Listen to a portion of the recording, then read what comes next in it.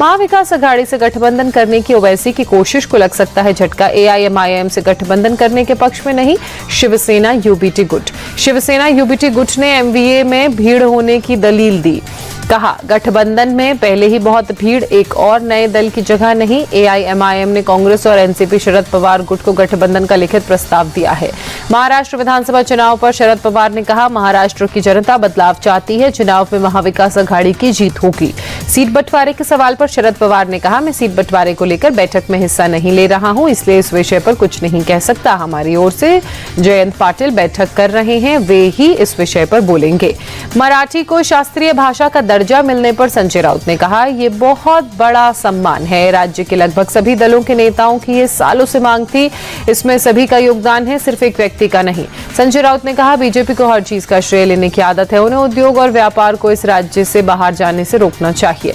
दिल्ली के पूर्व सीएम केजरीवाल ने सीएम आवास खाली किया। फिरोजशाह रोड पर बंगला नंबर 5 होगा केजरीवाल का नया पता।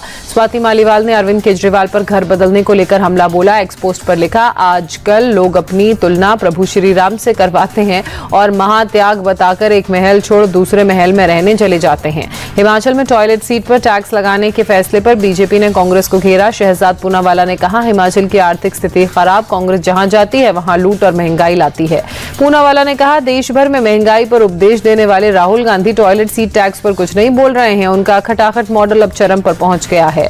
हरियाणा सीएम और लाडवा से बीजेपी प्रत्याशी नायब सिंह सैनी ने कहा, हरियाणा में तीसरी बार बीजेपी की सरकार बनने जा रही है, पूरा विश्वास है कि बहुमत के साथ सरकार बनाएंगे। हरियाणा चुनाव पर केंद्रीय मंत्री अर्जुन राम मेघवाल ने कहा, हरियाणा में बीजेपी जीत रही है, बहुमत के साथ सरकार बनाएंगे। उत्तराखंड के औली में भारत और कजाकिस्तान की सेना का संयुक्त सैन्य अभ्यास, 13 अक्टूबर तक चलेगा युद्धाभ्यास। दिल्ली के कालकाजी मंदिर में करंट लगने से एक युवक की मौत, मंदिर में भगदड़ मची। जम्मू कश्मीर के राजौरी में स्वच्छता अभियान का आयोजन, बीएसएफ जवानों ने जागरूकता के लिए नए बस स्टैंड पर अभियान चलाया।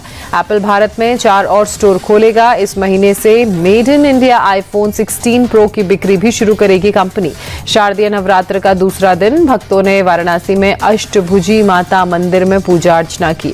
नवरात्र में कटरा में माता वैष्णो देवी मंदिर में भक्तों की भीड़, बड़ी संख्या में पहुंच रहे हैं श्रद्धालु। अगले साल जुलाई तक अयोध्या मंदिर में बचे हुए निर्माण कार्य होंगे पूरे। श्री राम मंदिर निर्माण समिति के अध्यक्ष नृपेंद्र मिश्रा ने दी जानकारी। कहा, तब 90% एजेंसियां यहां से चली जाएंगी।